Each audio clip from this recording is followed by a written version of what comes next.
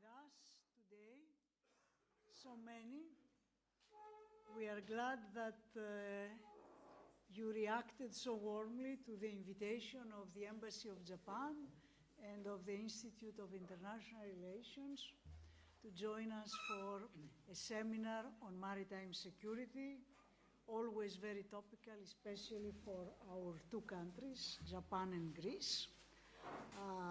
I would like also to extend a warm welcome to our guest, Professor Sagara, for being with us today, and to the Embassy of Japan and His Excellency Ambassador Ito for endorsing this initiative.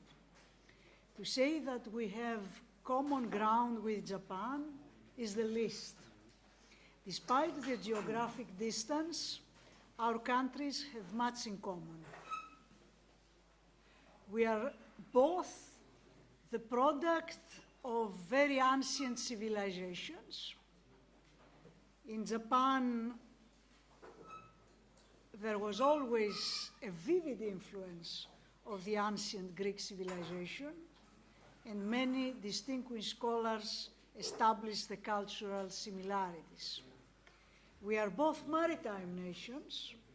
Our power derives mostly from the sea, and it is based upon the courage and the hard work of men and women crossing the oceans. And we are both status quo nations.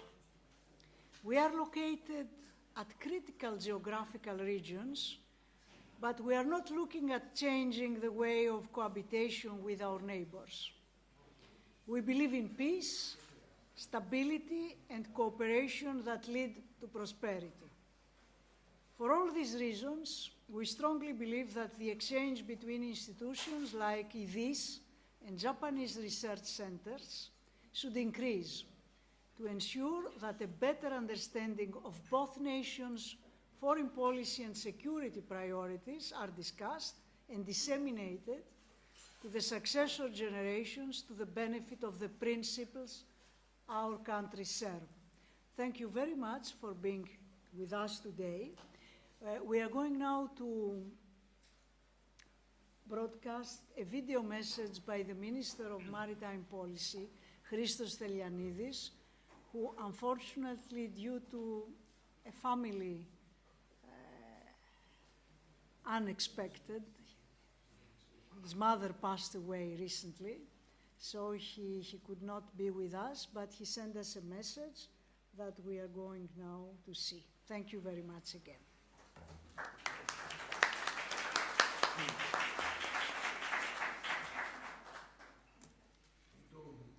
Dear Mrs. Aventoli, ladies and gentlemen, first of all, let me thank the Institute of International Relations, especially the Institute's Executive Director, my friend Ino Aventoli, and of course, the Embassy of Japan for their kind invitation.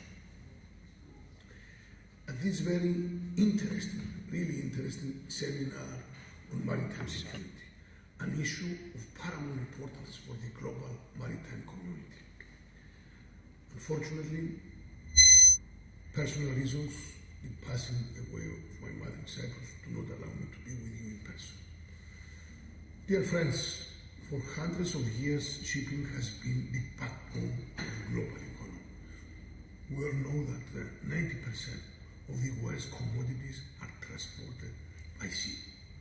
Today, the shipping industry sails in an increasingly complicated operational and geopolitical environment. Old and new threats to the freedom of navigation range, from cyber attacks and piracy to regional security issues and environmental challenges. More recently, trends for regionalization and protectionism have sent worrisome signals. These developments have undermined severely the smooth and secure transit of global trade. This, in turn, has a negative impact on the development of global economy. Geopolitical instability and conflicts, such as the attacks by Houthis, militants in the Red Sea, are an extra layer of concern for ship operators around the world. They, therefore, need to remain on alert and be well prepared to face not only the natural challenges at sea, but also the changing circumstances that affect the sea routes. We all know the severe and long-term effects ongoing military conflicts have on maritime trade. Furthermore, the rise of the so-called dark shadow fleet jeopardizes navigational safety, the seafarers' well-being, and of course, the maritime environment.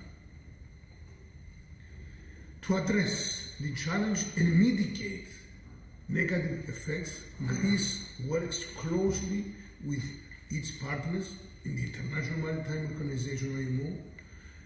We support relevant IMO initiatives and measures aimed at preventing unlawful operation of the so-called dark or shadow fleet.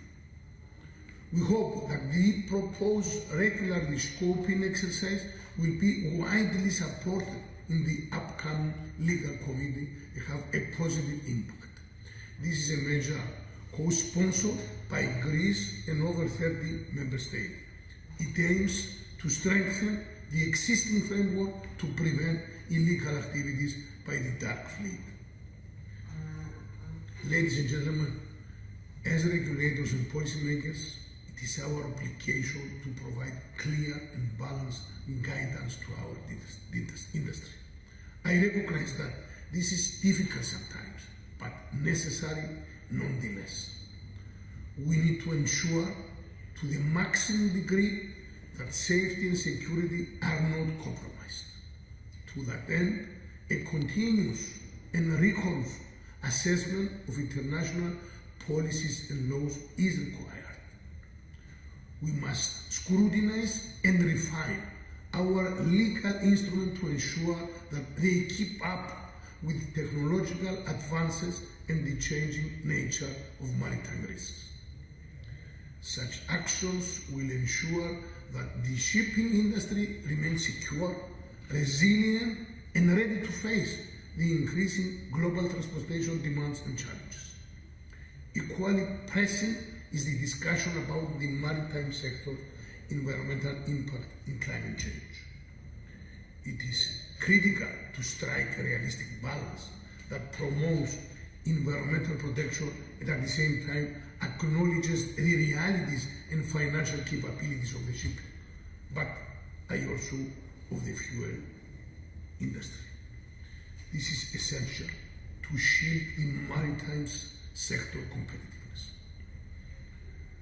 Dear friends, last but not least, we must recognize the critical importance of developing the human capital, the backbone of our industry. The combination of advanced technical knowledge and critical soft skills is required for both current and future seafarers. So we must invest in retraining our experienced professionals and inspiring the next generation. By doing so, we will cultivate a workforce that is not only capable of meeting modern challenges, but also deeply committed to the timeless values of the maritime heritage. Dear friends, working together for robust maritime security is the only way to ensure that our industry continues to be the backbone of global commerce. Thanks once again for your invitation. Thank you for your attention, and I wish every success to this really very interesting seminar.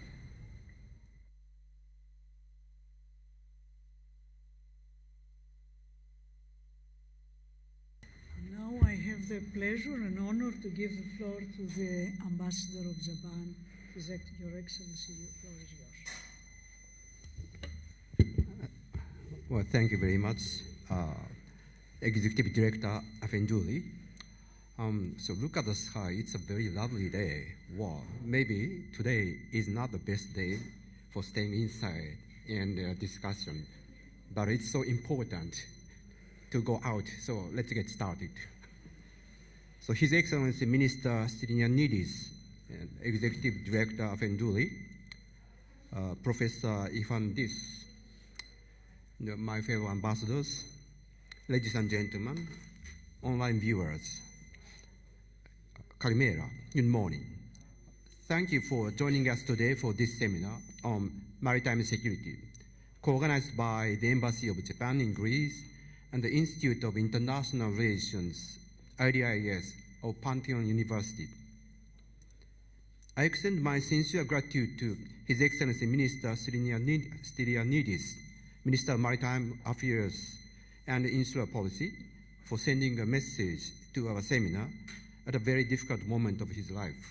My sincere condolences for the loss of your beloved mother. My thanks also go to Professor Ifandis and the IDIS members for their contribution in organizing this seminar, as well as to all speakers and moderators from Japan and Greece. Japan and Greece are maritime nations. As people living with oceans and seas over thousands of years, we have known freedom of navigation and maritime security are essential not only for trade and other economic activities, but for exchange of cultures and knowledges. In short, free and safe maritime traffic is a foundation of our life. When Prime Minister Mitsotakis and then Prime Minister of Japan Kishida had a meeting 2 years ago in Tokyo, the two leaders expressed their commitment to free, open, and stable seas and recognized each other's important role as maritime nations. Two prime ministers noted in the joint statement on strategic partnership that safety of navigation, free and open sea lanes, and promotion of the shipping industry are among our top priorities. Today, I am pleased to host this seminar for further strengthening our partnership on maritime affairs based on a common understanding between our two prime ministers.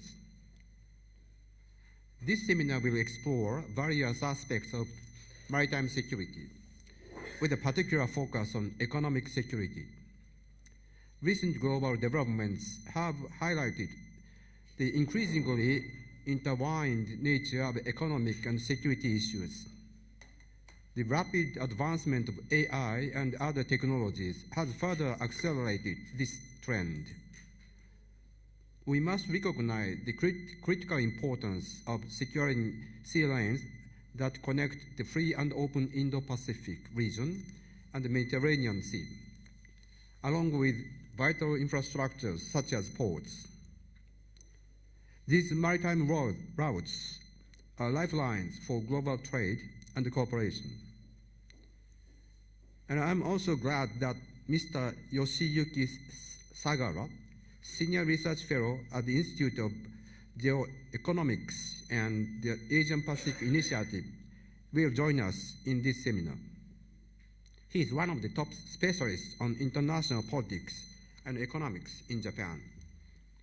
His insights will certainly contribute our discussion on complex issues of the current international maritime affairs.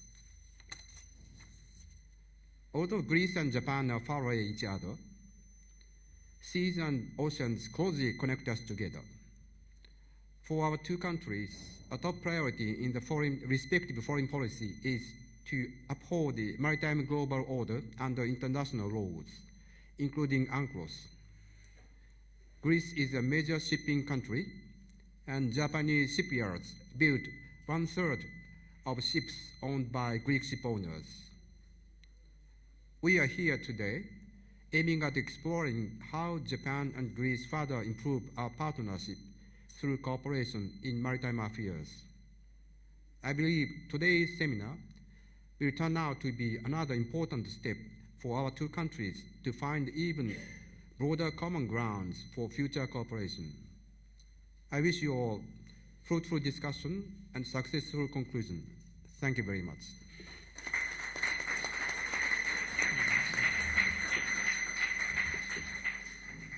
Arigato. Thank you.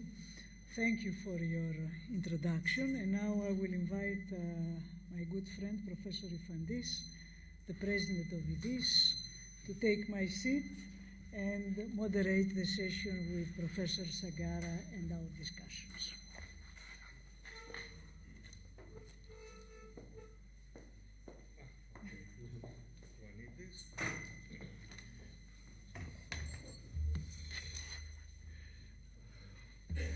Well, good morning to everybody, and let me also join the ambassador, His Excellency the Ambassador, and my friend and colleague in Ofenduli in thanking the Japanese Embassy for its reaching out to the Institute of International Relations of Pantheon University.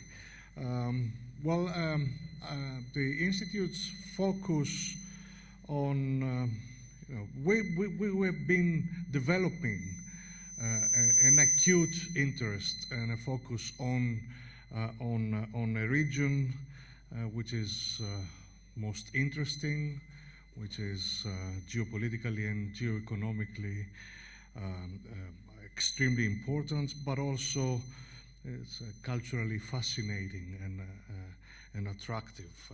The Indian Ocean, the Pacific Ocean, is where the heart of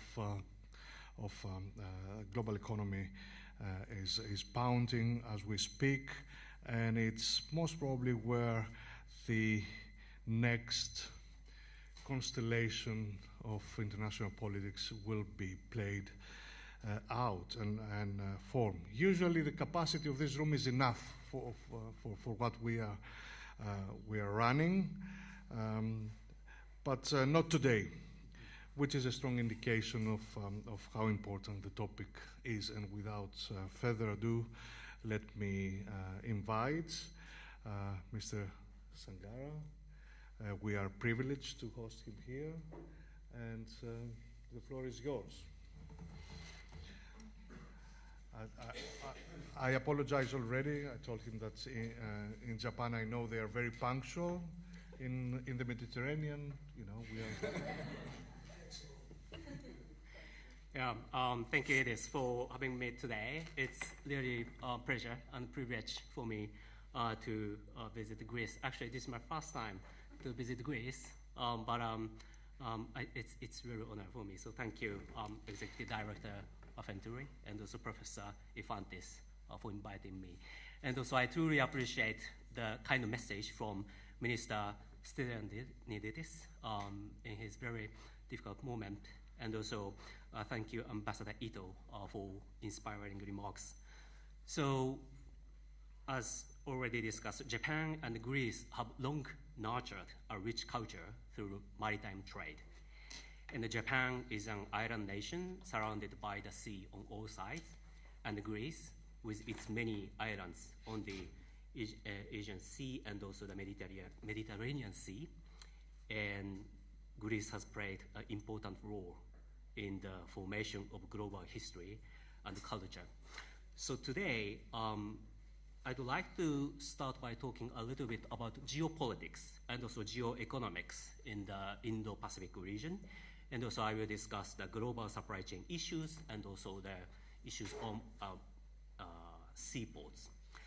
So geopolitics is a way of looking at the behavior of nations based on their history and resources with a focus on geographic conditions such as oceans and continents. After the Cold War, trade, finance, and the movement of people spread globally. And that accelerated by the internet. And as digitization progressed, the world seemed to be flattening in 1990s. So geopolitics was forgotten at that time. However, crises happened since 2010. The Syrian conflict, the European refugee crisis, China's expansion into the South China Sea, and Russia's invasion of Crimea, they made it clear that international politics is never free from geopolitical conditions. And in addition, the weight of economic factors in geopolitical competition and the domestic politics is increasing. and the mixing of security and economics is becoming the new norm. Therefore, geoeconomics has come to be emphasized. Geoeconomics analyzes not only geographical conditions, history, and resources, but also economic factors in response to these changes in the international relations. And so 3 years ago, the International House of Japan, launched the Institute of Geoeconomics, and I served for the Senior Research Fellow. I previously served for my government, the Japanese government, and also before that, also I served for United Nations for 5 years. And so we now know that we are facing many challenges. In Asia, Japan faces the most challenging and complex security environment since the end of World War II. Japan faces 2 nuclear powers, Russia to the north and China to the west. And North Korea has conducted 6 nuclear tests from 2006 to 2017. Japan's southwest islands are very close to Taiwan. The Taiwan Strait is approximately 130 kilometers wide at its narrowest point. On the other hand, the distance between Japan's westernmost island, Yonaguni Island, and Taiwan is only about 110 kilometers. So the Taiwan contingency is also a contingency for Japan.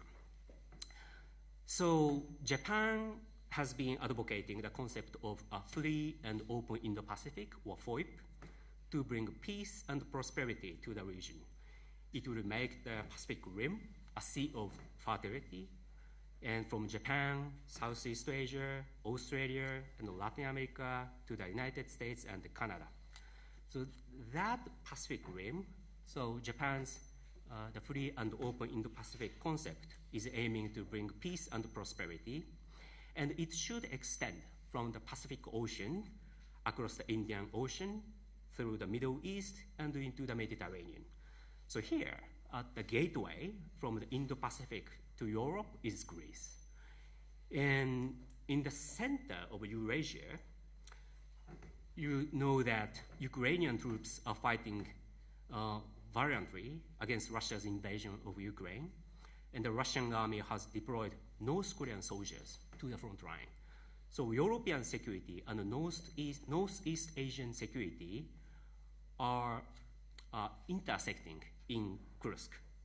So these changes in international affairs are being discussed as the advent of a new era of geoeconomics. In the contemporary world, close economic interdependence has been established between major countries, even that were in strategic rivalry such as US and China, and rather the strategic significance of the economy is increasing, being recognized, and the international economy is also becoming more and more colored as an arena for power struggles among nations. So the problem of US-China competition and the increasing tariffs among US, Canada, and Mexico are ironically the result of globalization's full global reach through trade and finance. So Japan has close trade relationship with its neighbor China. However, since 2010, China started to weaponize the economic interdependency between Japan and China. In addition, responding to China's promotion of the One Belt, One Road, or BRI initiative, has deepened, the US-China confrontation has been becoming severely. So in 2022, we all know that Russia invaded Ukraine and the sanctions against Russia, and Europe has been suffering from the energy disruption and inflation. So looking back 2024 was the year of elections around the world. There was a trend that the ruling parties lost their seats. And behind the defeats, most countries were struggled by COVID pandemic and inflation.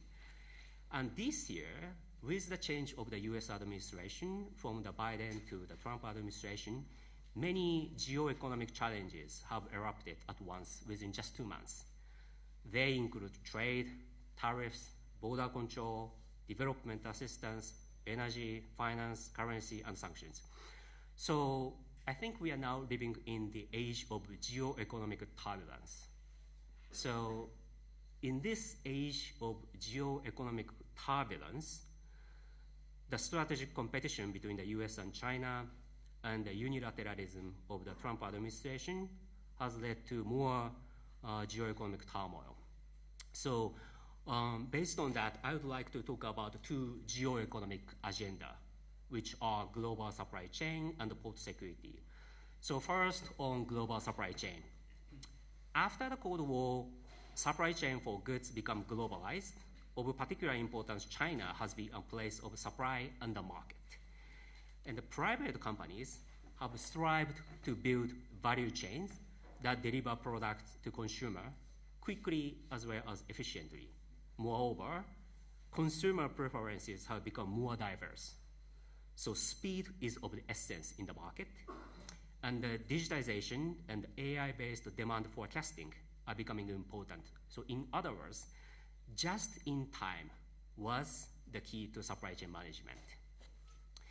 Many Japanese companies have also been expanding their operations by moving their production bases from Japan to China.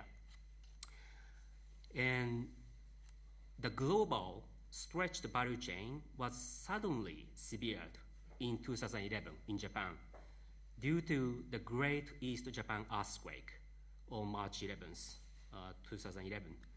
Due to the massive earthquake and the tsunami, one semiconductor plant shut down its operation. And this one small closure led to stop production lines of several Japanese automakers. And the automobile industry is Japan's key core industry. So it's like a semiconductor industry in Taiwan. So there was a huge shock just because of one closure of a plant. And although the importance of semiconductors is now recognized around the world, Japanese companies already realized that in 2011. 6 months earlier, in September 2010, a Chinese fishing boat hit a Japanese Coast Guard patrol boat off the Senkaku Island in the East China Sea. The Japan Coast Guard arrested the captain of the Chinese fishing boat. Then the Chinese government drastically restricted rare earth exports to Japan. At that time, Japan depended on China for about 90% of its rare earth imports, and China weaponized that economic dependence on rare earth.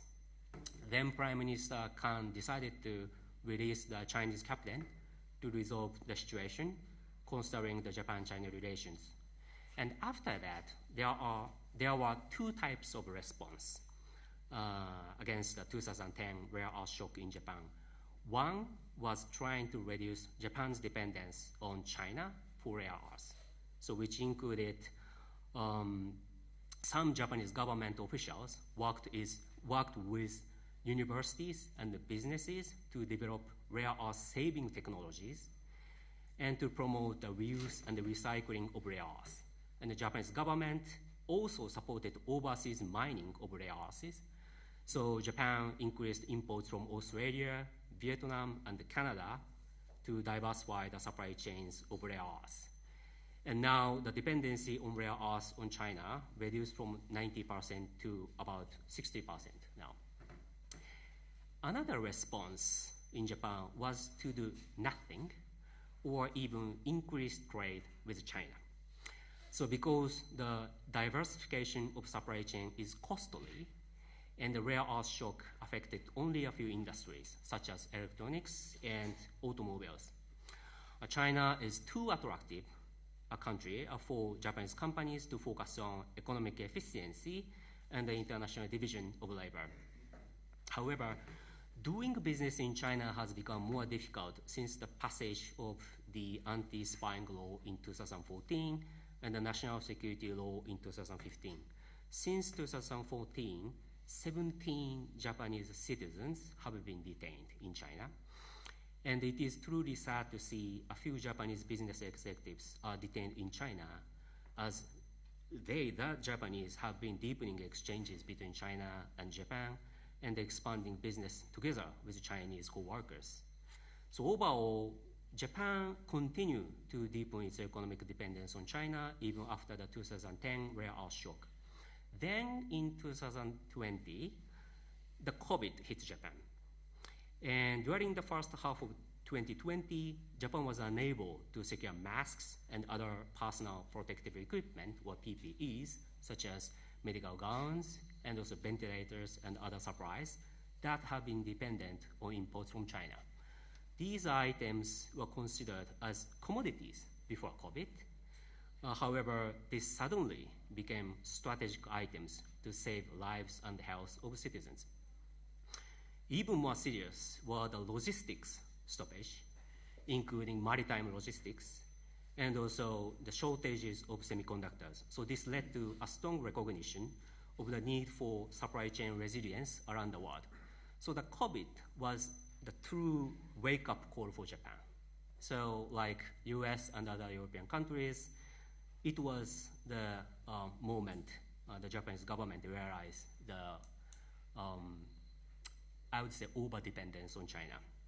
So diversify supply chain so that we are not dependent on any single point of failure is the new strategic objectives. So as for the Japanese experience, it is important to point out that the Japanese Prime Minister at the time during COVID, especially in the first wave of COVID, was Shinzo Abe. Shinzo Abe was Japan's longest-serving prime minister and known for his keen geopolitical and geo-economic sense. In China, in 2012, the Xi Jinping's administration came to power, and in 2017, in America, President Trump came to power. So it's not new. 8 years ago, Trump's first declaration as president was to withdraw from the Trans-Pacific Partnership, TPP, a trade agreement that had been promoted by the Obama administration.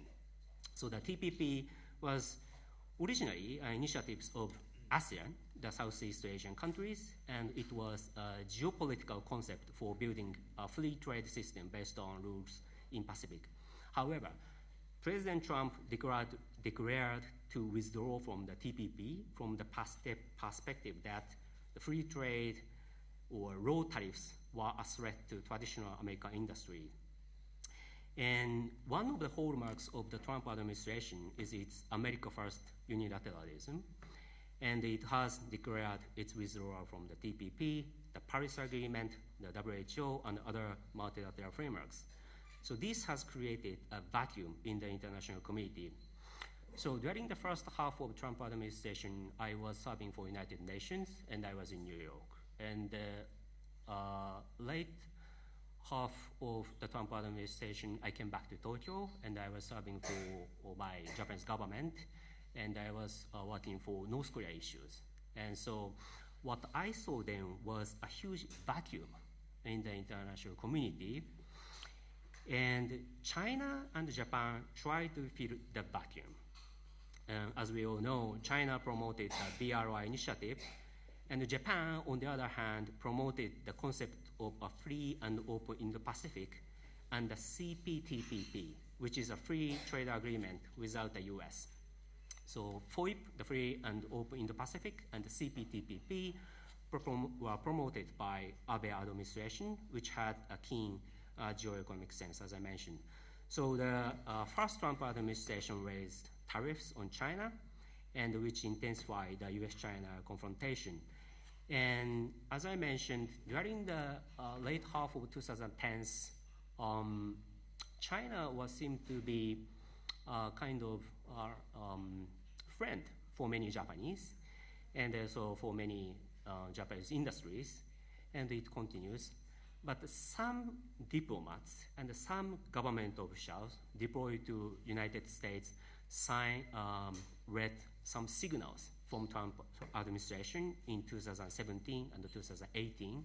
And a few members in the Prime Minister Abe's office started to prepare for the US-China rivalries. And it led to the establishment of economic security policy within the Japanese government. And so as I mentioned, the COVID crisis was a wake-up call for Japan, and after Prime Minister Abe stepped down, the following Suga administration also continued to support supply chain resilience and made progress on reshoring from China. So in short, after COVID, supply chain management changed from just in time to just in case. So pandemics, disasters, wars, and conflicts, they can disrupt supply chains. So companies now realize that they have to take some risks, and they began to diversify supply chains. And so in 2022, the Japanese government enacted Economic Security Promotion Act, and under that, Kishida administration and also Japanese government has been promoting and also supporting the diversification of supply chain. And what's important here is that, and also it's a challenge for many countries, including Europe and actually also South Korea, Taiwan. The challenge for governments was to identify what are the strategic items in light of national interests. So I call it targeting process. So targeting is always challenging because for the government doesn't have much information about industries, and industries always have interests in business market. So there are conflicts of interests. And I just want to share 3 approaches Japanese government took. The one is the Japan's Cabinet Office and also the Ministry of State for Economic Security served as strategic coordinator or control tower within the government. And the second is the comprehensive review of supply chain, and it was the end-to-end supply chain review under the jurisdiction of each ministry. So it was just not under Ministry of Trade, it also under Ministry of Agriculture or Ministry of Transportation, and they reviewed the supply chains. And also third is and I think this is most important, is the strategic dialogue between government and the industries.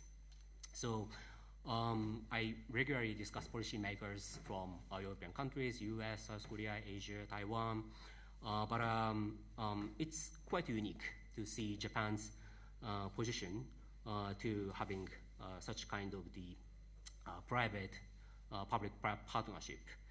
And I think that's the most important on this very difficult time. And Japan has targeted 12 items. So it started from semiconductors, storage batteries, critical mineral, natural gas, permanent magnets, industrial robots, electronic components, aircraft parts, ship parts, and so forth. And the Japanese government provides grants and loans to support the diversification of supply chains.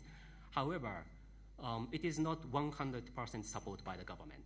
The government contributes only 1/3 or 50% of required budget, depending on items, because the main actor of the economic security is the industry, the private entities.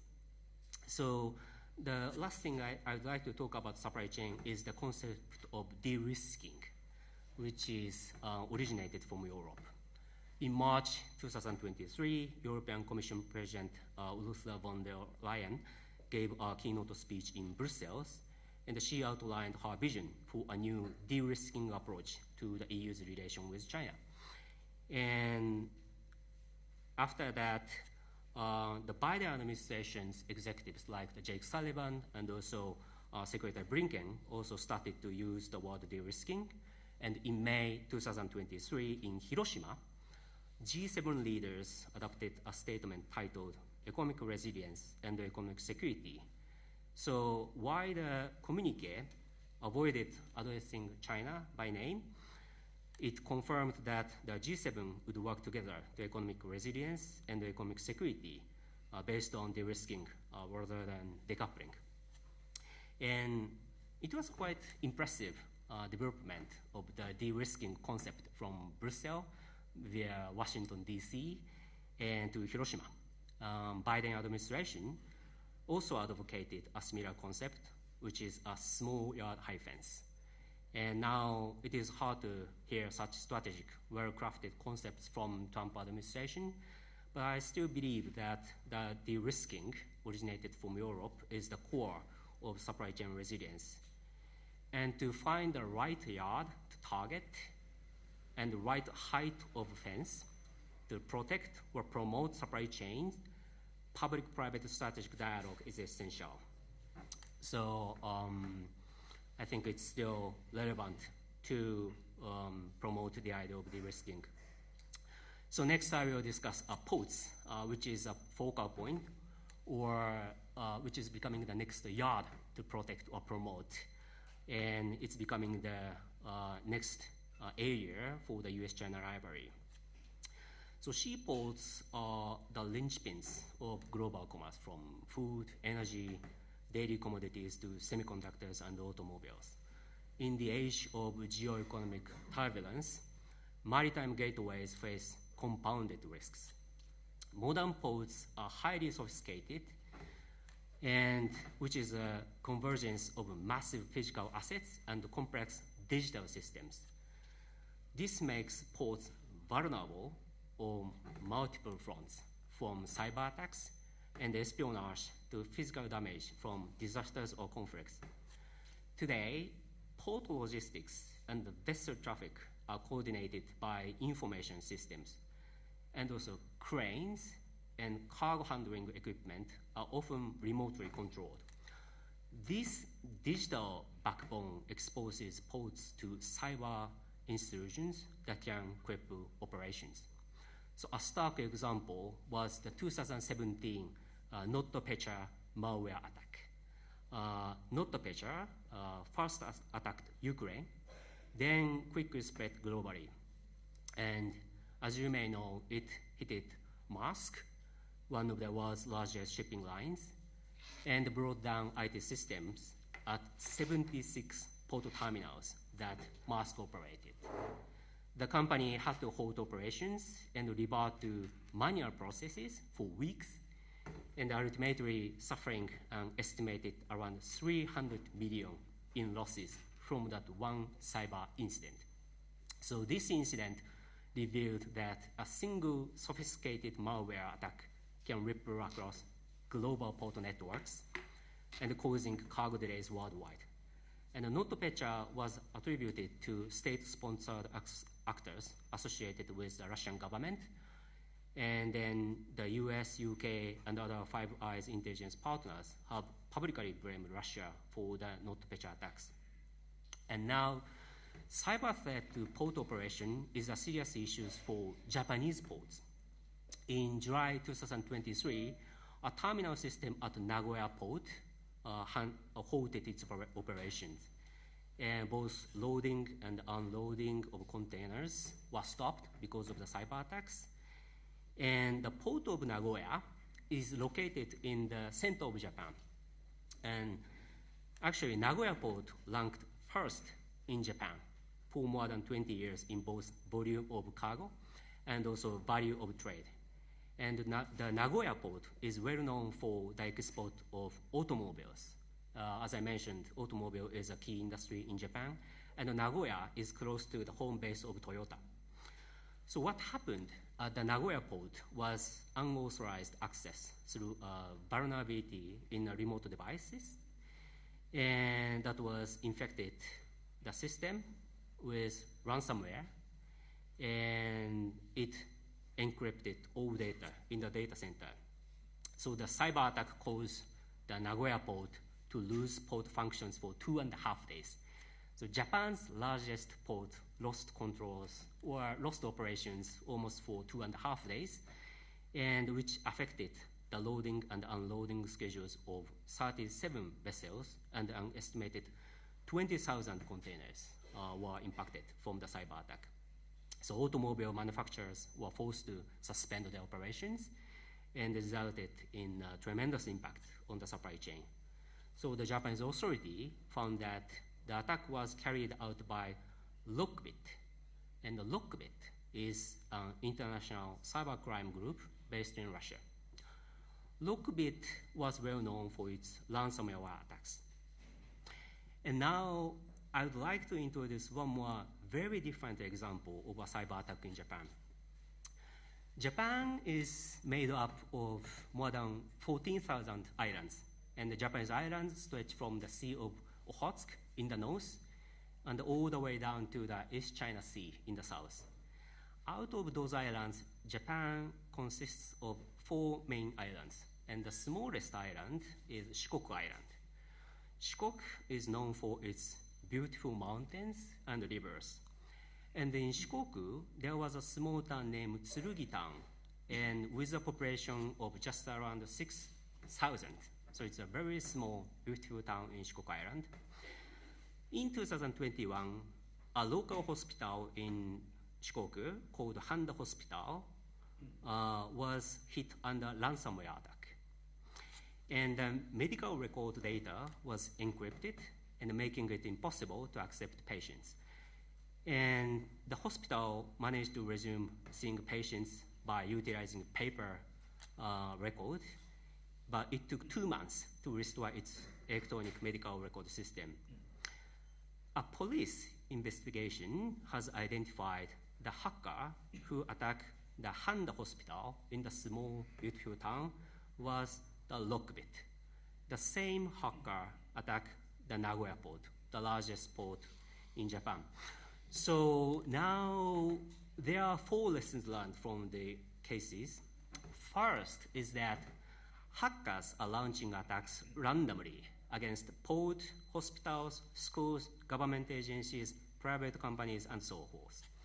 So what hackers are looking for are security holes, so as vulnerabilities in VPN equipment or any servers.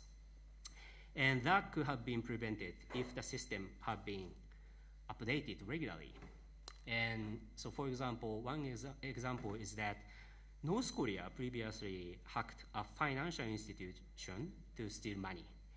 And the attack was very sophisticated, but all in all, intelligence community identified that the financial institution was targeted because it used old Windows OS that were no longer supported, and the North Korea-related hackers found that vulnerabilities and attacked. So cyber attacks and exploiting those vulnerabilities, those mix of challenges are increasing right now. And the Japanese are also facing many cyber attack incidents. And so, for example, last year, the Japanese government found that a single IP address, such as one computer or one server, was under an attempt of attack once every 13 seconds. So there are massive billions, hundreds of billions of attacks were observed in Japan. And that's not, of course, in Japan. I heard that ports and the university in Greece have also been hit by cyber attacks. So the first lesson is to ensure basic cybersecurity measures, such as system updates or updates from old Windows OS. It was actually very important. And the second lesson learned from the Japanese cases is that importance of trust building between private entities and government entities. And if government entities were able to distill lessons or even good practices from incidents, the governments also should disseminate such knowledge products to the public. Oftentimes, when private entities are subjected to a cyber attack, they try to hide it and also handle it quietly. But it does not stop the hackers. That will make the next victims. So government and the police should be trusted advisors to reach out and consult with. And if there is any incident, companies or any private entities they are advised to consult with government. And the Handa Hospital case, that was a small hospital in Shikoku,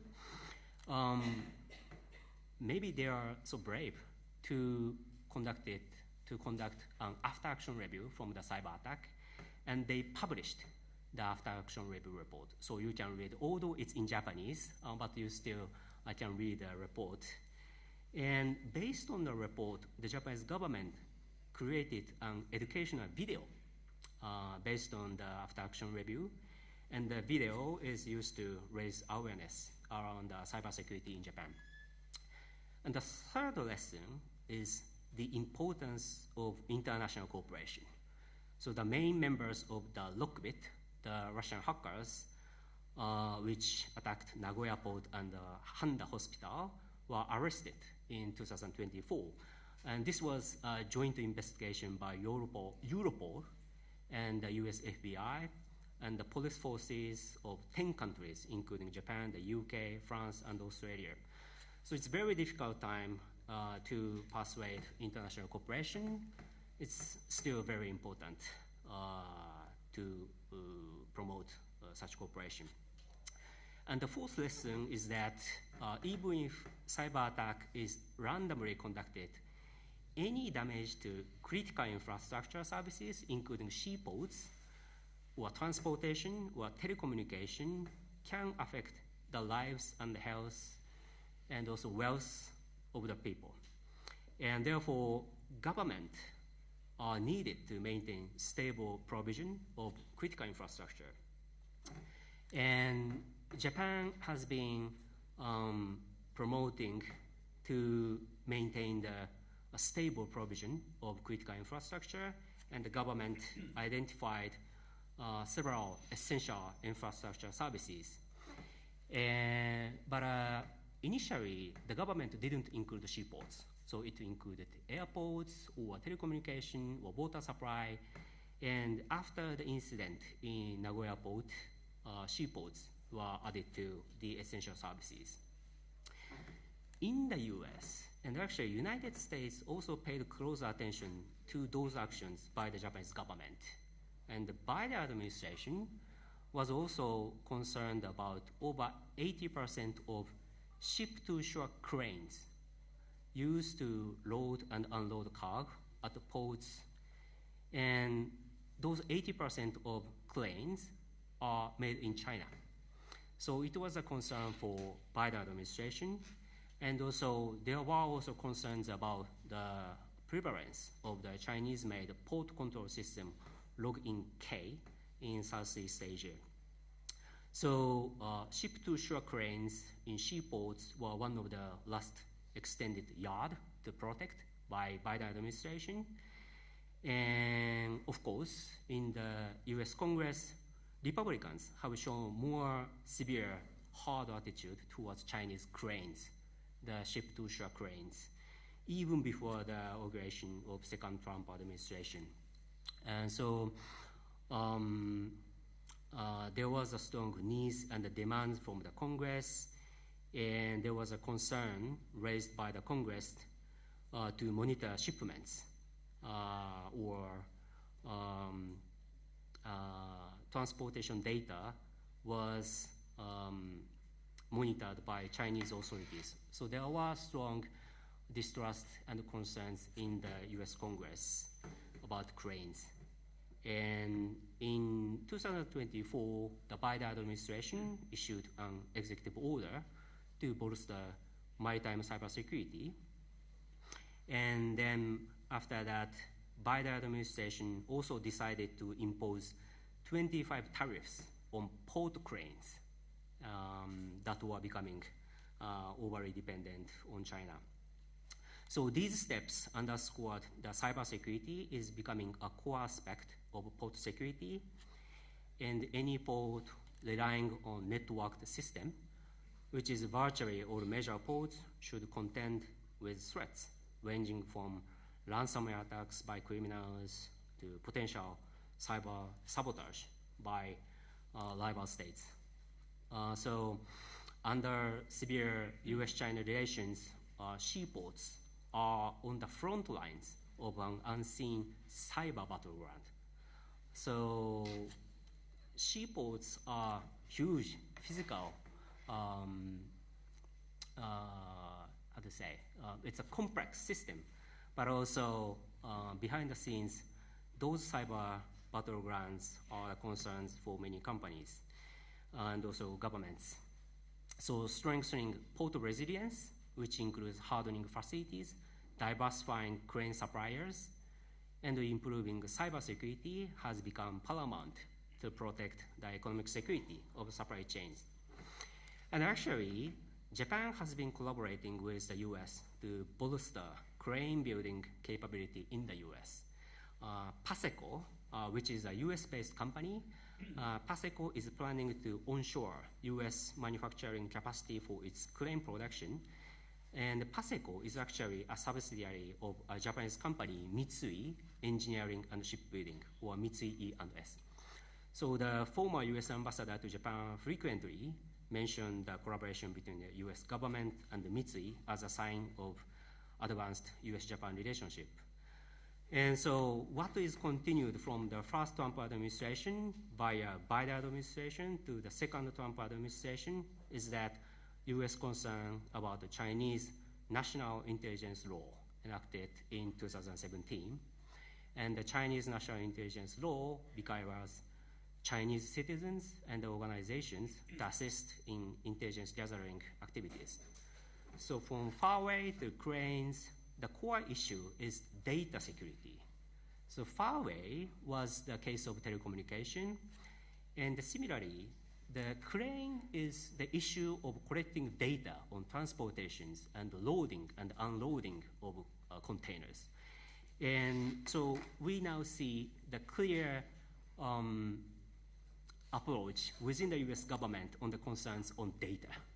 And also there was a concern about connected car, and also there was a concern about bioengineering. So connected car is like, it's quite similar to Huawei. So it's collecting data for all transportation, and also biodata is also the next battleground. So to conclude, I'd like to stress that in this age of geoeconomic turbulence, we are facing numerous challenges. Ongoing Russian invasion of Ukraine, conflicts in Gaza and Yemen, and the Chinese civil military fusion, and now America first again. And I still believe that de-risking originated from Europe is a valid guiding principle to strike a balance between government missions to protect nations, and also a strike balance between government and also private entities' desire to expand the business sustainable. So therefore, as I mentioned, private-public strategic dialogue is crucial to operationalize the concept. And to fulfill the vacuum in the international society, I believe Europe-Japan and Greece-Japan collaboration is critical to achieve the free and open Indo-Pacific and also maintain the calm Mediterranean Sea. So I thank you.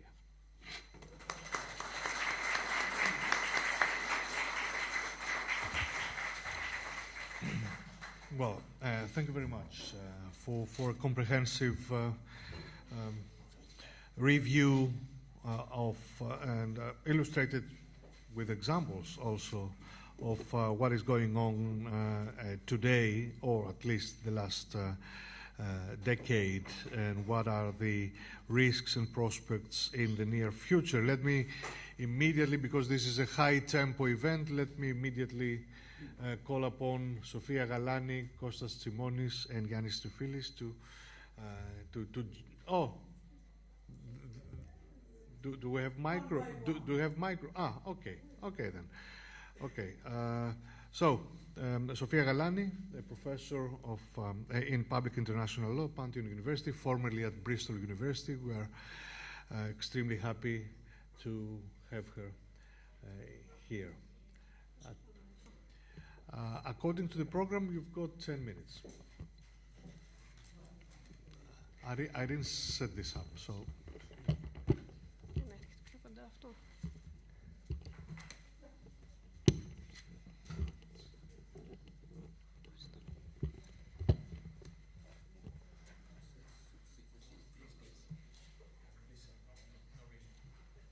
Right, okay, good morning, everyone. thank you very much to the Embassy of Japan and to the Institute of International Relations for co-hosting this event. I will share a few thoughts about the Trump administration and ongoing and possible developments that concern sea lanes and maritime security. I think some of the points that I will raise fit very well with very important points that Mr. Sagara raised. Normally, I come to the discussion of maritime security from an international law perspective because of my background in international law. But today I thought that as the world order changes, it is necessary to try and get a sense of what's to come before we're able to evaluate what the law can or cannot do about these changes. I will focus my discussion on 4 areas, if I have the time: the Red Sea, the Panama and the Panama Canal, the Arctic and Greenland, and the Indo-Pacific. I'll start with the Red Sea, a sea lane that is of great importance to Greece, to Japan, mainly because it connects the Indo-Pacific with the Mediterranean Sea. What's important to note is that President Donald Trump redesigned the Houthis as a foreign terrorist organization just on the 3rd day of his presidency. And he combined this action with a statement that had to do with his determination to exercise maximum pressure and impose new sanctions on Iran. The US has very strong interests in the region, both because they want to maintain the influence in the Middle East, but also because they're keen to keep the Red Sea lane open for maritime trade.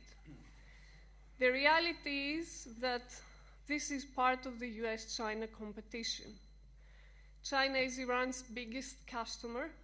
Only in 2024, Iran exported 90% of their products to China, including oil, of course, and this income has been the greatest income for the Islamic Revolutionary Guard Corps. China initially backed the United Nations Security Council resolutions when the Houthis gained power in 2014, but after the Houthi attacks in the Red Sea, following the war in Palestine, China has tried to water down the content of the Security Council resolutions, and it has distanced itself from the US position and the other partners and allies on the issue. Of course, it will be interesting to see what Russia will do. Russia is also a very important player in the Middle East, and I don't think that they're ready to depart from the region just in order to improve the US-Russian relations. But we've seen lately we're experiencing a kind of redistribution of the regions of the world between Russia and the UK, and the US, sorry. So we'll have to wait and see what will happen there. And of course, it will be of interest to see how the UK, one of the key partners of the US in the region, and other European states will react, whether they will be keen to be part of the current cooperation coalition in the region after the attack of the US, and especially the Vice President of the US against European states. I think the reality is that Trump will remain active in the region. This is positive for maritime security because it's important for the Red Sea to remain open for navigation. Of course, there's concern because the more robust the position, the approach of the US is in the region, this makes peace in the region even more fragile. What about Panama? Trump said in the US Congress a couple of days ago that he will reclaim the canal. He said he's already doing that.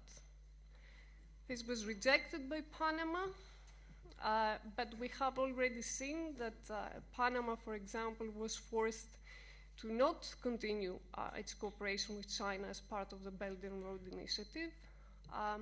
And the Hong Kong-based company that had the control of 2 of the 5 ports in the region were forced to give up power to other companies.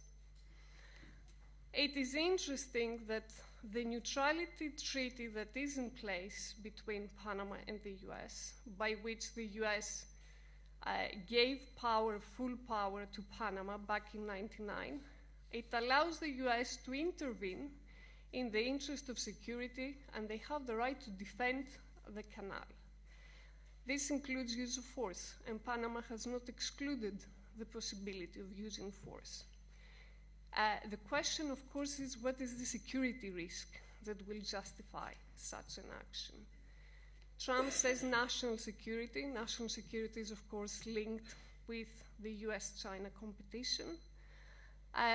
The US warships do not really use the canal. Over the last 5 years, there have been 8 transits. Over the past 8 years, there have been only 5 warship transits. And the big US warships cannot transit the canal anyway because they're too large to do so. Trump is also upset because of the high fees for American vessels. There seems to be no discrimination between ships against the American ships. Fees have risen for a number of reasons, including expansion projects and because of climate change and drought that has forced fewer vessels to transit with less cargo. But Trump is not going to acknowledge climate change. He's against this idea. So obviously he wants to gain control over the canal purely for commercial reasons, because the canal remains important for cargo ships and energy. For example, we have a lot of transits of vessels carrying LNG. And if the US reclaims part of the canal, this will be great for the US interests, but I'm afraid that this will not be great for the rest of the ships that will want to transit, because then there will be discrimination between the ships transiting the canal. And what happens in Greenland and the Arctic? Trump said he will buy Greenland. It's not the first time. From a legal point of view, this is not possible. It is up to the indigenous people residing on the island to decide whether they want to become Americans. And I don't think that Denmark will just step down, because they do have control over foreign affairs and defense of the island. Trump says that Greenland is essential for national and international security. Again, from a security perspective, it is true that the Arctic has been a ground for competition between Russia and the US since the Cold War. After the war in Ukraine, they keep investing in military bases, in submarines, drones, vessels that are capable of operating in ice-covered areas. The Arctic cooperation has stopped since the war in Ukraine started. But again, there is a question whether the interest of Trump has to do with stopping Russia or, again, stopping China. China has been presenting itself as a near-Arctic state.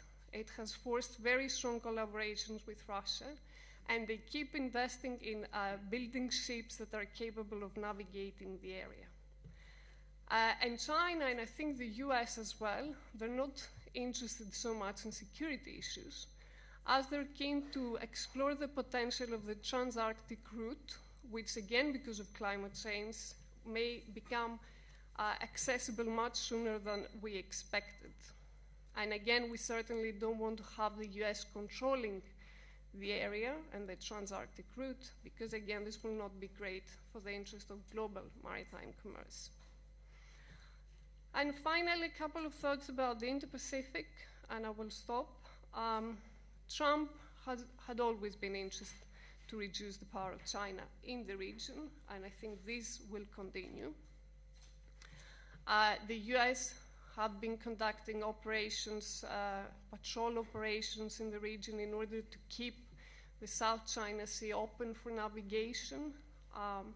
The South China Sea, largest part, is being claimed by China on the basis of historic claims affecting the interests of neighboring states. I think this will continue, but it's highly unlikely that Trump will get involved in any sort of conflict to defend states in the region. I don't think he would be involved in a conflict to defend the Philippines or Vietnam. or even Taiwan, if things don't work very well between Taiwan and China. There is a question mark about what's going to happen with the Quad, the cooperation between the US, Australia, India, and Japan. The countries over the last years have expanded their agenda, including things about democracy, the rule of law, climate change. Again, I don't think that Trump will have any interest in continuing this kind of cooperation. He may be keen to continue cooperation in order to keep the Indo-Pacific free and open for navigation and for international trade, but again, we'll have to wait and see. So overall, what we're experiencing right now and what we expect is that the Trump administration will bring sweeping changes to sea lanes and to maritime commerce and to maritime security more general. And what worries me from a legal perspective is that the rules-based order that we kept relying upon, the rules-based order that Japan and Greece have been advocating for, have been relying upon, is fading. We're moving to a transactional-based order, where everything is based on economic interests. And of course, again, over the years, over the last years, we've seen that maritime security initiatives are based on bilateral or multilateral cooperation. And this is being weakened again, because Trump is moving away from cooperation and collaboration with states and international organizations, and it's really difficult to understand how things will move forward and what to expect. I will stop here. Thank you very much.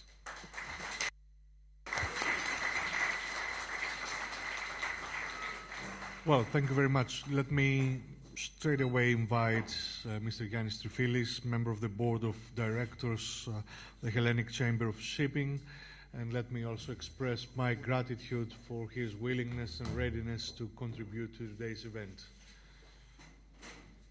You have the floor. Thank you, Professor, for your kind words. It's always a pleasure to be in an environment like EDIS and like Eliamet, where I'm also on the advisory board. And it does show that the relation between geopolitics, geoeconomics, as the earlier speaker clearly illustrated, and shipping is very close. I was fortunate to have studied international relations at Harvard in the 90s, so instead of doing engineering and business that most of my colleagues were doing. So let's say that history has rewarded this different track for me. So I would like, first of all, to present a bit the basic numbers around Greek shipping. It's the leading fleet in the world with over 4,000 vessels. Most importantly, it's the leading privately owned fleet in the world, which means it's quite independent in the way it operates. It's the world's biggest cross-trading fleet, so we only carry 2% of our own cargo. We carry cargoes for everybody else. Primarily the world's largest economies, EU, the US, China, and Japan. And we carry between 30 to 50% of the sensitive materials into all of these economies. And we represent more than 60% of the EU capacity. So that's shipping. Shipping is based, Greek shipping has become this successful model of operation in serving world trade since accelerating pace since the Second World War, but initial pace with the fading out of the large empires, Ottoman Empire and the English Empire that dominated the trade routes. It took us a long time as a collective to individually penetrate this network of trade, but by the First World War, Greek shipping was already an established force operating out of London, slowly wrestled control of the Atlantic trade down to South America.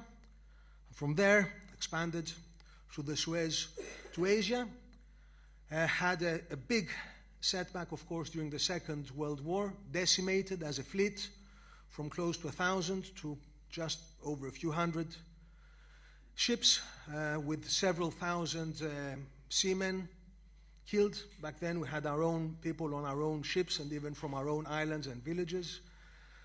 You'll meet many mafios los because these were names that were reproduced as they were lost at sea. And then after the Second World War, we have the major acceleration. We have advents like the flags of convenience and the free registries. These are designed as the flip side of the new world trade architecture, a shift to the private initiative, but also an awareness of liability and the need to navigate the Cold War disconnection between the parts of the world. Greek fleet was both, the fluid connecting separate parts, but also the glue keeping a lot of things together. Our mantra was free and fair competition, level playing field, freedom of navigation. We pursue quality and reliability in our services. And of course, we partner with the best in the world, whether it's for insurance, banking, building, etc. It's an open architecture in which the individual company takes on a disproportionate amount of risk that economic theory would not normally allow individuals or smaller corporations to undertake. This way we navigate the sea, and we have successfully contributed 270 billion to the local economy. Now, as was stated very clearly in the previous presentations, I think we've gone beyond the turbulence into the transition. I think the turbulence preceded the transition, and this was evident even a few years ago. It never crystallized because events like COVID, even events like the credit crisis earlier, interceded in the normal flow that we are seeing now, taking an accelerated pace, because like the roller coaster, it's been holding back and now it's moving very fast. I don't think, sadly, that this rules-based world order, it had become very hollowed out. It didn't represent the reality on the ground of the world. My dear friend Rudendra knows this. We've discussed it also with Maria Gavunelli, Inoa Fendouli, Thanasis Platias, and even you, Dr. Ifandis. Last year seemed to be a limit point, and the entry of Trump into the administration has basically just made this official. It was a common secret. This is now a new reality. I appreciate a lot your comments moving from just in time to just in case. In shipping, we believe in redundancy, and this is why we are slightly more incompatible with the capital markets and the stock market, which demands a very quick efficiency. In shipping, we anticipate the unexpected, we account for it, and we use the Roman unus nullus, one is none. So we always have, 2 anchors, 2 radars, even, sort of 2 captains with a deputy. And I think this is what the world needs now. We need to move away in general from just in time to just in case. We need to have 2 allies, 2 routes, 2 plans. This steady as she goes time is over. And I'm detecting a number of rifts in the world system, gaps that are being created like curtains had risen in the past, and some question marks. Let's talk a bit about the question mark. Now, there was some discussion about what was the thinking of the US and this abrupt change. I think it's called the reverse Nixon. It's basically they're doing everything they can now to adapt a strategy that was available to them many years ago. They chose not to because of this market pressure and the desire to be over-efficient and not to concede that a second route can be useful. In this reverse Nixon, they are willing to tempt Russia with virtually everything available to them, including, possibly parts of Europe, or an acquiescence to a regionalization of the world to spheres of influence.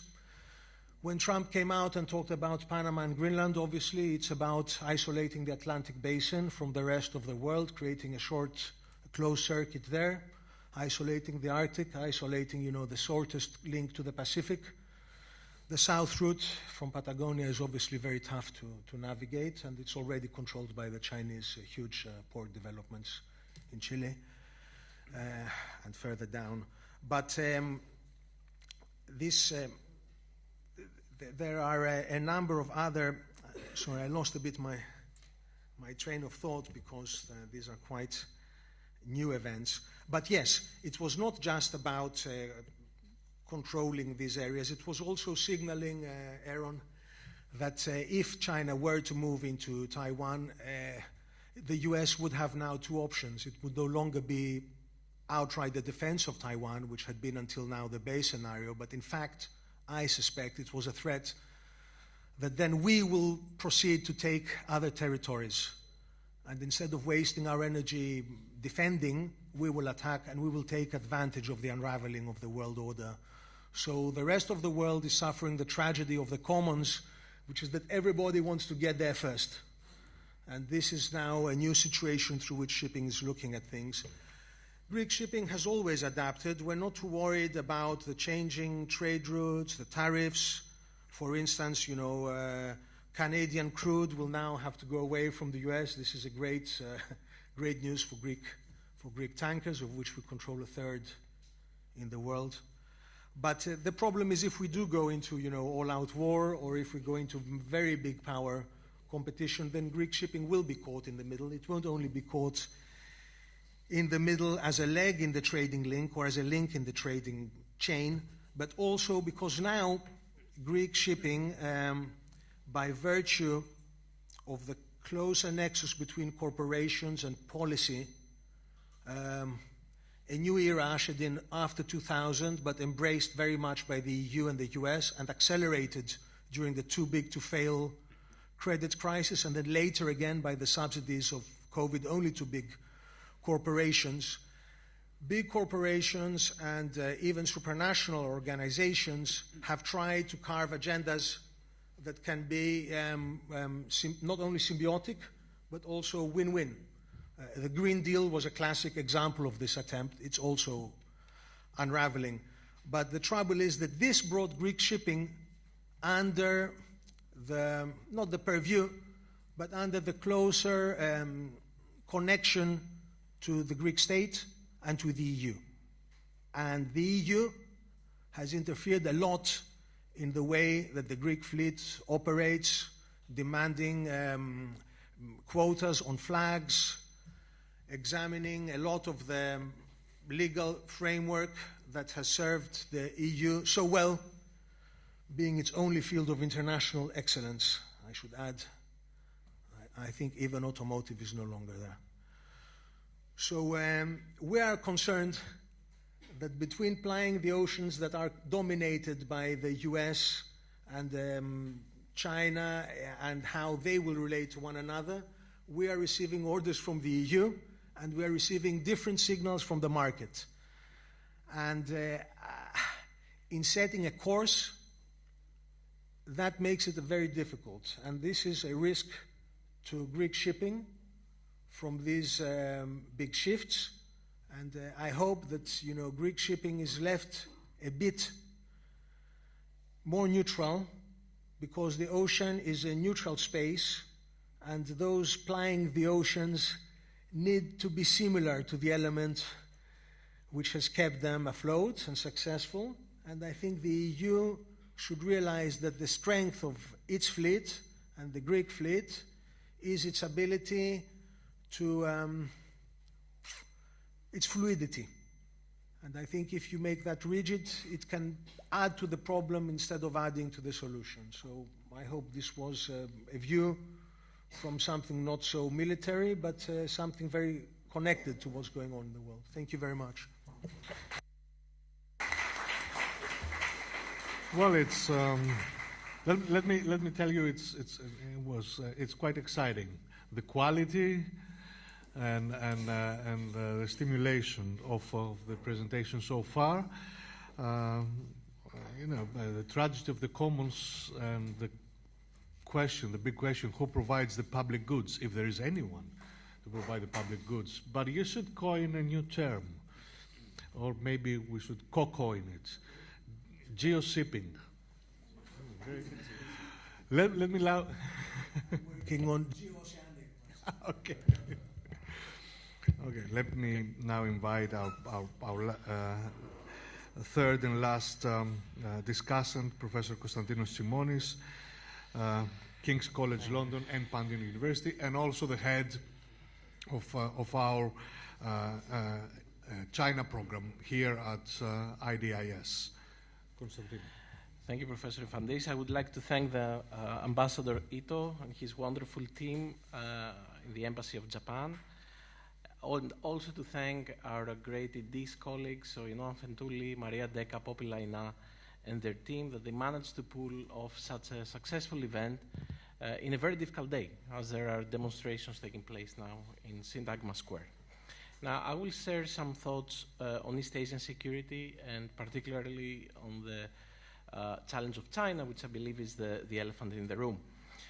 Now, in East Asia, for many decades, we have had this phenomenon of simultaneous strong regionalization, so economic integration, but weak regionalism, so weak institutions. ASEAN is perhaps the most successful result of regionalist efforts, but it does not compare in terms of the proximity to blocs such as the EU.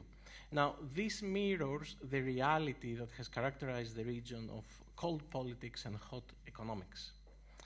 Now, this arrangement for a very long time has been sustained by the US hub and spoke system of security in East Asia, so essentially having the US at the center and then security arrangements with Korea, Japan, and also security commitments to Taiwan. Now, however, in this period, and especially after the end of the Cold War, we have, or the end of the Cold War I, we have the rise of China, of the People's Republic of China, as the primary source of growth, but also the primary source of insecurity in East Asia.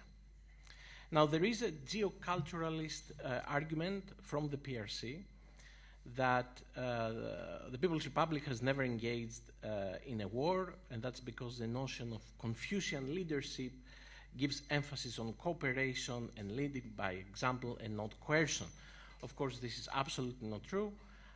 This is just a discourse. We just need to have a look at the small-scale wars, but wars with India and Vietnam, the continuous preparations for the invasion of Taiwan. Okay, we will have extensive military drills on that.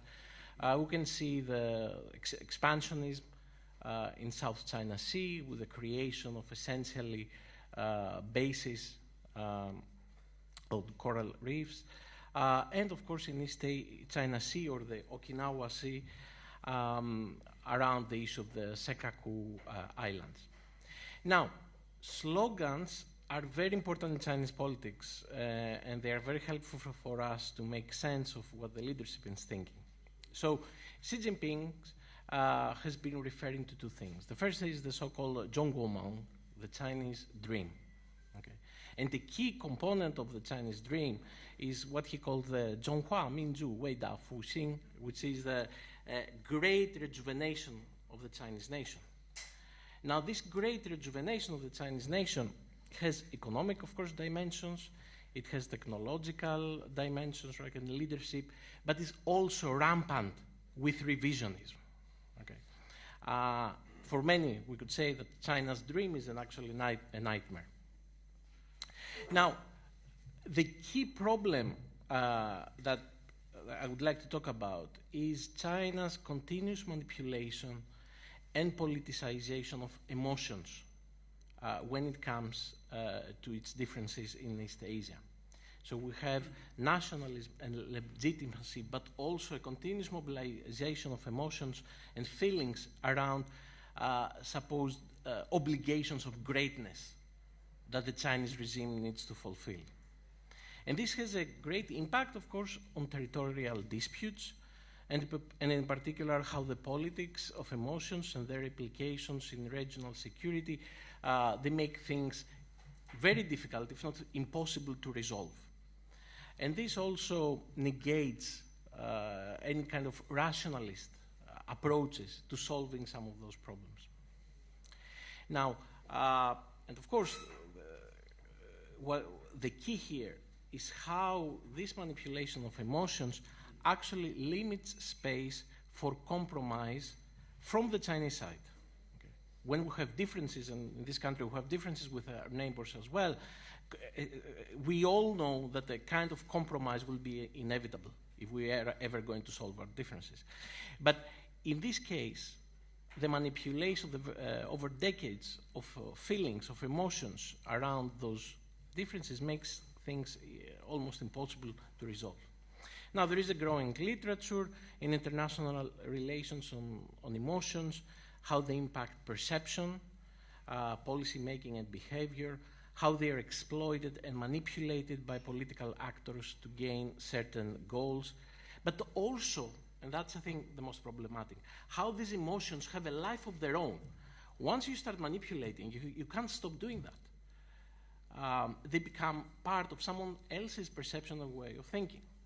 So the case of the CCP is very characteristic of its use of made-up emotional obligations and entitlements to frame the interests of China in East Asia as historical rights.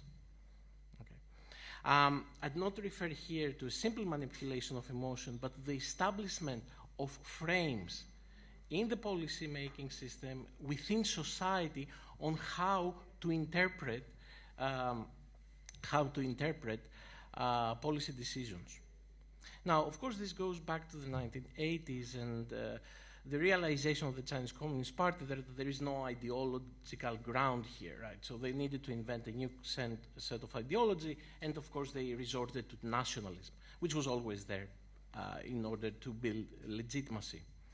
The emphasis on the century of humiliation, and again, essentially it uses memory to export domestic problems through scapegoating and tactical victimization.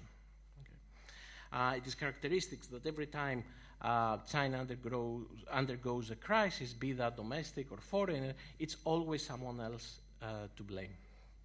Now, state nationalism, so the official kind of discourse, has been fueling popular nationalism, but popular nationalism in China, so the way the Chinese people understand understand nationalism, understand China and its place in the world, are two things that we can distinguish. Now, under Xi Jinping, they have both become increasingly xenophobic. Taiwan, South China Sea, East China Sea, or the Sea of Okinawa, there are different problems, but they share one commonality of having acquired a high emotional load for the Chinese people. And of course, Japan is very often singled out because there is a well-embedded frame of anti-Japaneseness. I always say to my students that when I was living in China, any time of the day, you would open the TV, one of the TV channels would have a documentary or a movie about the Japanese invasion of China and World War II. So they are bombarded continuously with anti-Japanese sentiments. Now, can we reason with such a global power? Can we reason with China? Yes, to a certain extent. But we also need and the reason we can reason is because they have a soft spot. And the soft spot is that when we actually talk about China, we are referring to the Chinese Communist Party. So for them, regime security, so political stability, is above everything. Okay? So this imposes limits to adventurism, but East Asian nations need to think of their collective security. There is, the time has come to start thinking in collective terms, especially because the commitment of the U.S., I'm more optimistic than my colleagues. I think it will still be there. However, we must learn that we cannot rely on one power for our security forever. Okay. Now,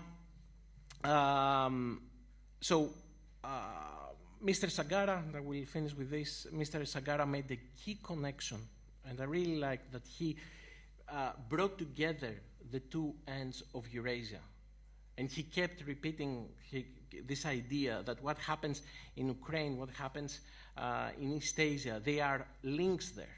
And so the defense against Russian imperialism and Chinese revisionism, there are things that they are closely interlinked. Now, this is an idea that we need to build more on, to think of ways of exchange information, collaborate. There are issues of cybersecurity, technological security, but also traditional forms of security that we need to take more seriously and work together on those. Thank you.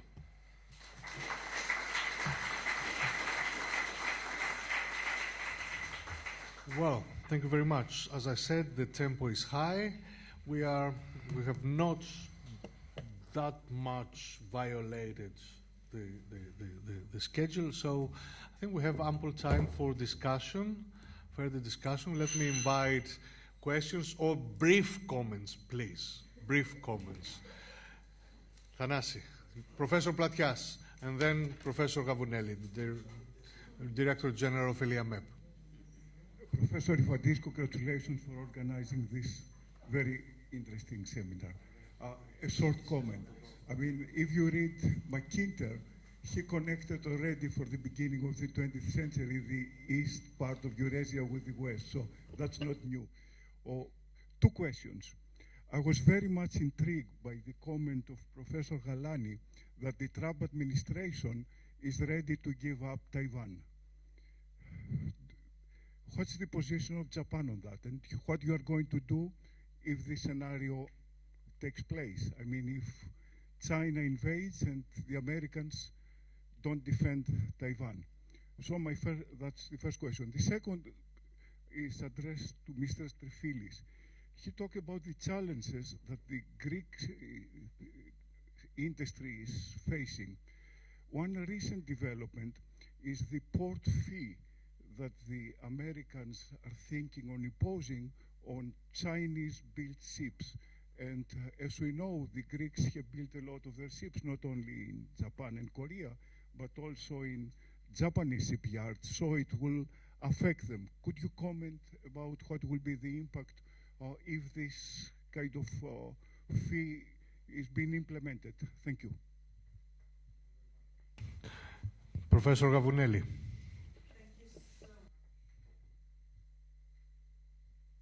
Thank you for this very, very interesting discussion and the initiative. A comment and a query. The comment has to do with this discussion about making America great again or looking back into the future in Chinese terms. Do I sense this resurrection of myths? And if I just put the Russian Empire on top of that, I do have a feeling that we are now operating beyond the realms of reality into a make-believe kind of world.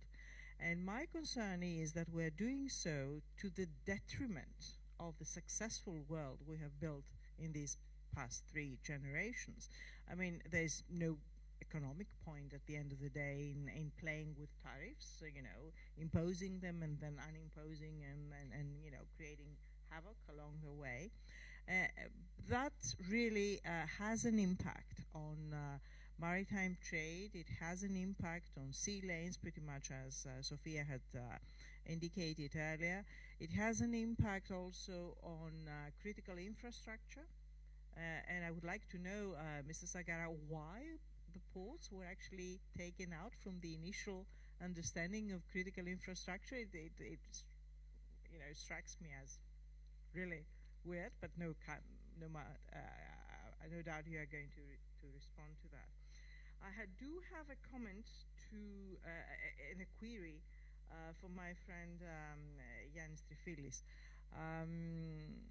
Yes, it is true that this country has relied on our shipping time and again over the centuries. And that is absolutely true, that it has helped us survive through difficult times. On the other hand, we do invest quite a lot trying to protect our maritime routes, not as a country, but as a European Union as a whole. I would just refer to ASPIDES. It seems to me, therefore, that there must be some kind of balance between regulation on the one hand, coming from the European Union under the present circumstances, and the needs of the market. And I find it very, very difficult to understand how these two would remain far away from each other for a period of time. May I just bring in the example of the dark fleet, or the parallel fleet as we call it these days. Every time there is a discussion about sanctions and whatnot, I keep reminding everyone who wants to hear that, as a lawyer, I can come up with an amazing system of sanctions within the next 10 minutes. That would be totally and completely irrelevant unless you talk to the shipping people and you have, you take into consideration realities, I would say in the field, but it's not really the field, in the seas. Let me put it like this. Thank you so very much. Okay, let me start by giving the floor to Mr. Sagara. Yep. Thank you. So thank you for your comments on the question. So on Taiwan, so as I mentioned, the narrowest part of Taiwan Strait is 130 kilometers. But between the Yonaguni Island, which is the most southwest part of Japan, and Taiwan is just 110 kilometers. So any incidents around the Taiwan Strait is the issue for Japan. And also here, issue is that China has been, promoting the idea of fast island chain. So which is starting from Japan to Taiwan and the Philippines and also Vietnam. So I think the challenge in East Asia is that the collaboration between Japan, Taiwan, Philippines, and also South Korea. Because if anything happens around Taiwan Strait, it can be complex crisis, which means that China could coordinate with Russia and North Korea. And so Russia may do some military drills in the Okhotsk Sea, and also North Korea may be launching missiles towards the Japan Sea. And during the crisis, China may start from conducting cyber attacks and may do have some very severe disruption. So I think what Japan can do is to promote the coordination among countries, and actually current Japanese government has been working with Taiwan and the Philippines on the collaboration on Coast Guard. So collaboration among military is a little bit difficult because we don't have the military agreement, but still Coast Guard collaboration is possible. So that's what Japan has been trying to do with other countries. And responding to the comments on critical infrastructure, and also we see some weird and unpredictability among the Trump administration. So I just want to quickly mention 4 observations on the Trump administration. One is that, of course, we know that Trump administration is pursuing the America first, which is a unilateralism. I also see Trump first, and which is opportunism. So Trump first, sometimes opposite from the America first, or making America great again. So we need to think that, and we may need to, or when I talk with American think tankers, I always talk that, make America great again. So it's been 4 years by Trump administration. Is America is respected, or did America make great again? So I think it's very difficult situation, but the Trump first opportunism is the reality right now, and it's transactional, we see now. And the second is that it's relating to the comment on rule of law. So Japan has been promoting rule of law, which is quite a liberal concept and with other European countries and also allies and like-minded countries. What China has been persuading is rule by law. So rule is made by governors or the CCP. And it's quite interesting to see that now the President Trump is issuing many executive orders. So the second Trump administration looks like quite close to Xi Jinping's rule by law. So that's the second point. Third is that Trump was successful businessman who ran real estate business. But the current Trump administration's approach is kind of just looking at profit loss. It seems that they are not looking at balance sheet. And then instead, Trump administration is utilizing its assets built over the previous 80 years. And also, Trump is utilizing US credibility to persuade his own belief, I would say. So the fourth is that still we do need US leadership. So that's why Japan and the European collaboration is really important to bring US leadership back. So it all relates to maintain the international order and also to restore the international public goods. And so it's very important to stress the US and also Europe and Japan collaboration. Thank you very much. Mr. Trifilis.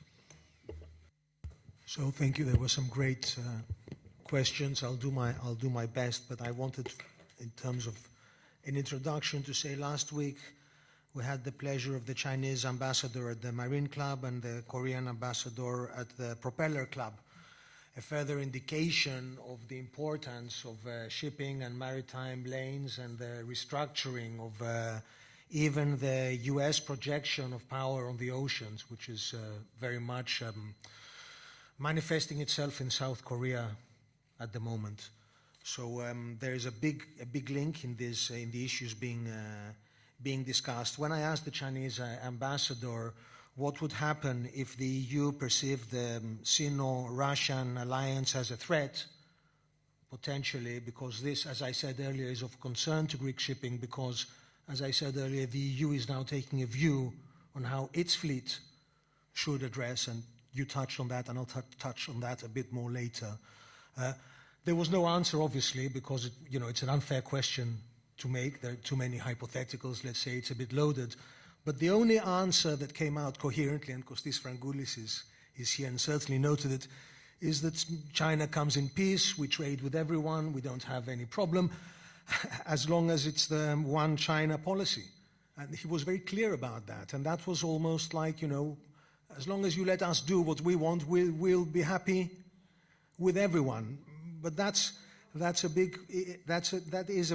a problem, because you cannot treat the world in such a transactional manner, and it's very open-ended, because that's the agenda today, then tomorrow maybe it's another agenda. You cannot have freedom of trade and freedom of navigation contingent on any single one national policy, whether you're the EU, whether you're China, or whether you're the US.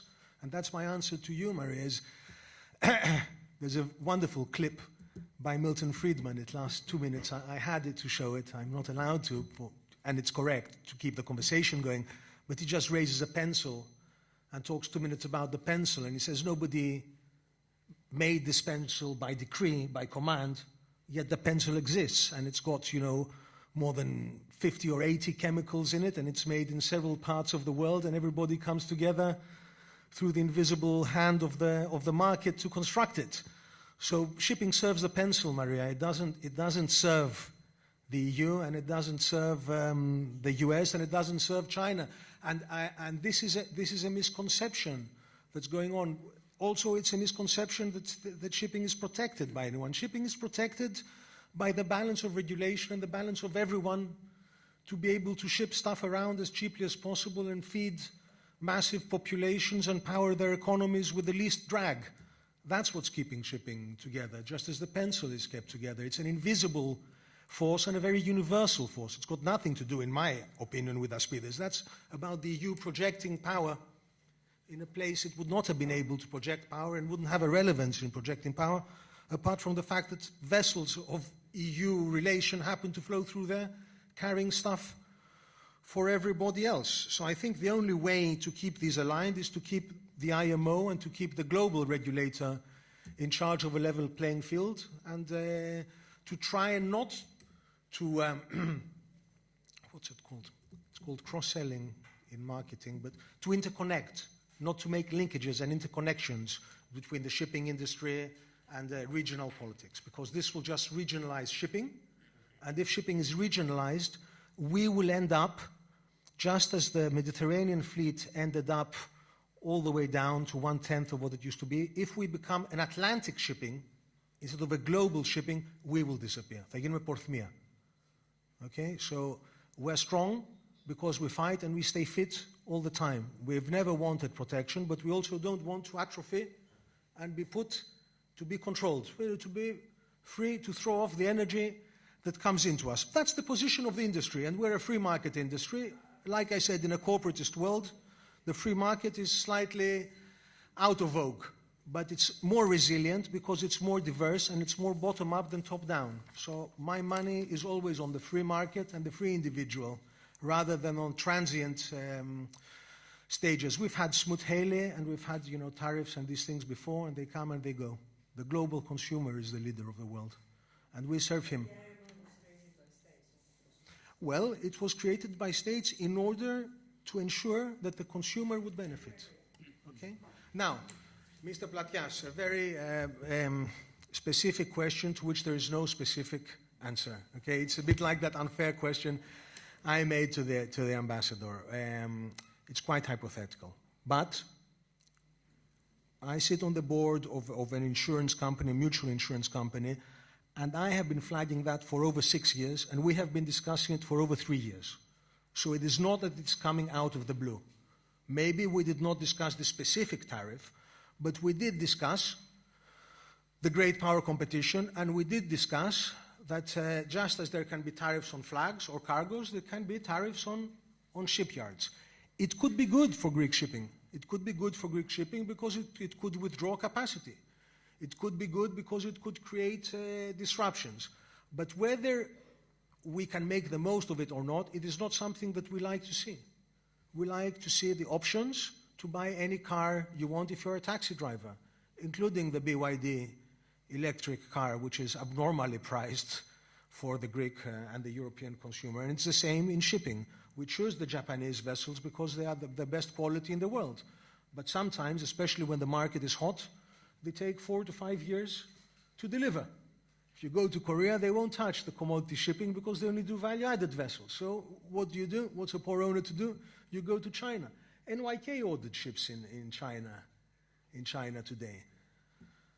So, and I would say that looking at it from far, China and Japan may have a more complementary relation than maybe with South Korea, which is the US creating a lot of trouble in that region. So I think that we will see some punitive action against, let's say, Chinese interests by the US. Whether it will be long-lived, whether it will be alongside the tariffs or not, we will see. I don't think it will reshape the shipping industry. Right now, a lot of people are not trading to the US on China-built ships until it's clear what will happen. Now, I don't know if, I think that covers these things more or less. Thank you. Well, thanks. Milton Friedman is, of course, a legend, okay? Chicago, but as a Kennedy school, maybe you should have looked at the next door Department of Economics. No, I'm joking. I didn't study at the Kennedy School. No? I studied at the Harvard College. I did 4 years of training, not 2. Again, next door. The economics department was next door. and Professor Goldin and the rest. The more. Sophia? No? Constantine? Okay, let me take the next couple of questions, please. identify yourself, please, for the... Hello. Before, I actually have no questions from Taiwan. So I would just like to make a small, short comment about the question that was just raised by the professor. Of course, the possibility of China invading Taiwan exists. But for Taiwan, just like Japan, we try to promote peace. We try to promote peaceful resolution of any disputes. So we try to minimize the possibility of that scenario that may really happens by our 4Ds. And this is something I always share with my Greek friends. For Taiwan, we have, first of all, we have defense. According to the Global Firepower Index 2025, Taiwan's military strength is actually 22nd largest in the world. So we have our defense, and we have our deterrence capability. Because for Taiwan's trade, it is not only about Taipei or our Taichung or Kaohsiung, the cities in the central part, in the southern part. Across the strait on the other side, there's Shanghai, there's Xiamen, there's Hong Kong. So we have our deterrence capability based on asymmetric military projection power. And the third is, of course, the democratic alliance, including from Japan to the Philippines, from the Pacific to the Atlantic Ocean. And we believe democracy is a value that should never be given up, and we should always stick to and try to make it stronger and stronger. And the last D is our determination of our people, which can be seen from the presidential election turnout, always more than 70%.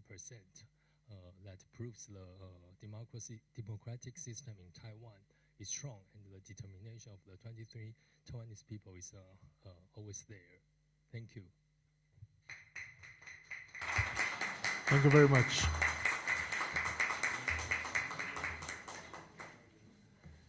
Well,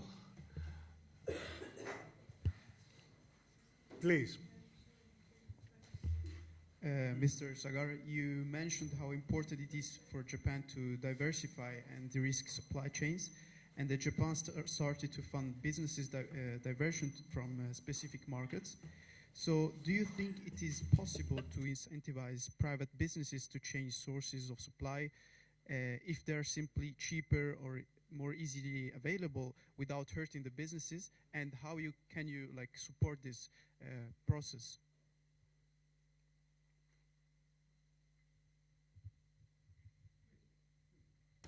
Yeah, so thank you for the question. So as I mentioned, the supply chain management is changing, slightly changing from just in time to just in case. And COVID was the wake-up call. And I think for Japanese companies, I see huge sea change over the past 2 years. So 2 years ago,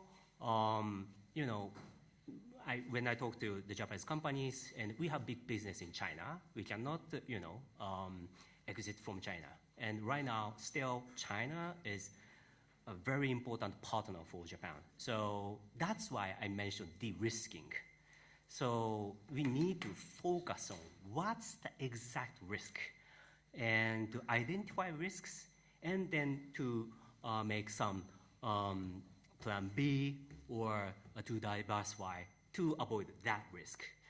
And so Japanese companies are taking very, for example, in Chinese business, Japanese companies are working with Chinese co-workers who learn Japanese.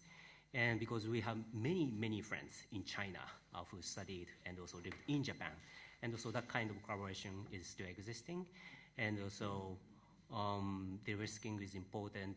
But I think one big event for Japan was that the detention of Japanese workers in China, because the reason was unclear. So that's why we see the huge sea change in 2 years. But still, as I mentioned, I'm not saying that we need to, it's not a zero-sum game. How we can expand the business and then make peace and prosperity with China is very challenging, but that's the problem is we have to work on with China. Yeah. Thank you very much. I think it's time to wrap it up. It was a great event, I think. Thank you very much for your participation. Again, our gratitude goes to the Japanese Embassy and to His Excellency, Ambassador Ito.